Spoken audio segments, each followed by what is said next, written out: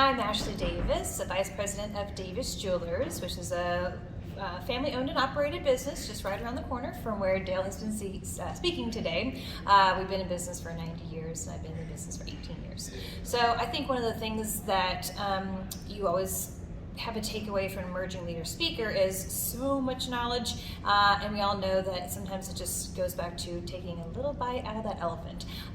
So the big takeaway for me, I've already been working on kind of a philosophy of delegate to elevate, but it goes back into the systemization of things. I've got to take this tribal knowledge. I have to take this 18 years of being in this business and be able to grow and motivate my team, and I can't do that unless I start to, in essence, invest in them and their knowledge.